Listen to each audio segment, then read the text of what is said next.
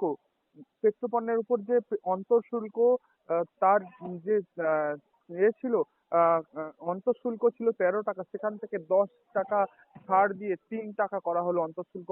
কোথাও কি মানুষের স্বস্তির জন্য দেওয়া হলো, কিন্তু দামে তো একই থেকে গেল পেট্রোল ডিজেলের দাম। এবং কেন্দ্রীয় সরকারকে চিন্তা ভাবনা করতে হবে যাতে পেট্রোল ডিজেলের মূল্য বৃদ্ধির দ্বারা প্রত্যক্ষ এবং পরোক্ষ সমস্তভাবে সাধারণ মানুষ সবসময় এফেক্টেড হয়। সেই জায়গায় দাঁড়িয়ে আমার মনে হয় পেট্রোলের দাম শুধু ওই আমদানি শুল্ক কমালাম, কিন্তু বাস্তবের মাটিতে দাঁড়িয়ে এই একই মূল্যে আমাকে যদি কিনতে হয়, তাহলে বাস্তবের মাটিতে সাধারণ মানুষের অস্বস্তি রোধ করা সম্ভব নয়। তাই সাধারণ মানুষের স্বার্থে আমার মনে হয় এই পেট্রোল পণ্যের অত্যাধিক মূল্য বৃদ্ধির ব্যাপারে কেন্দ্রীয় সরকারের চিন্তা ভাবনা করা উচিত। যদিও এই মুহূর্তে গোটা দেশ, আমাদের দেশের বাইরেও বিভিন্ন রাষ্ট্রের মধ্যে একটা অশান্তির বাতাবরণ চলছে, একটা যুদ্ধের পরিস্থিতি চলছে। আমার মনে হয় খুব তাড়াতাড়ি একদিন ঝড় থেমে আবার শান্তি ফিরে আসবে। খুব তাড়াতাড়ি এই যুদ্ধের বাতাবরণ যখন থেমে যাবে, ঝড় থেমে আবার শান্তি ফিরে আসবে, কারণ শান্তি ছাড়া সম্ভব নয়।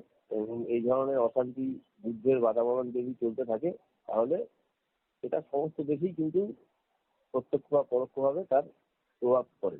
এই জায়গায় দাঁড়িয়ে তাড়াতাড়ি যুদ্ধ থামুক, এই ব্যাপারেই আমি মনে করি। অরিজিৎদা, পেট্রো পণ্যের উপরে যে অন্তঃশুল্ক কমানোর যে কথা, যার কারণে বাস্তবের মাটিতে তার কোনো দাম কমের কোনো প্রকাশ নেই, সেই জায়গায় রাজ্যের তরফ থেকে ইতিমধ্যেই মুখ্যমন্ত্রী মমতা বন্দ্যোপাধ্যায় এই নিয়ে সরব হয়েছে। তবে এই বিষয়ে যে মমতা বন্দ্যোপাধ্যায় কেন্দ্র সরকারের বিরুদ্ধে সরব হচ্ছে, সেই জায়গায় তো একটা প্রশ্ন করতেই হয় যে তাহলে রাজ্যের তরফ থেকে যে শুল্ক রয়েছে পেট্রো পণ্যের উপরে, সেই শুল্ক তো অত্যাধিক। সেই পেট্রো পণ্যের যে শুল্ক, সেটা রাজ্য সরকারের তরফ থেকে কমানো হচ্ছে না কেন? তাহলে তো অনেকটা স্বস্তি পেত রাজ্যবাসী।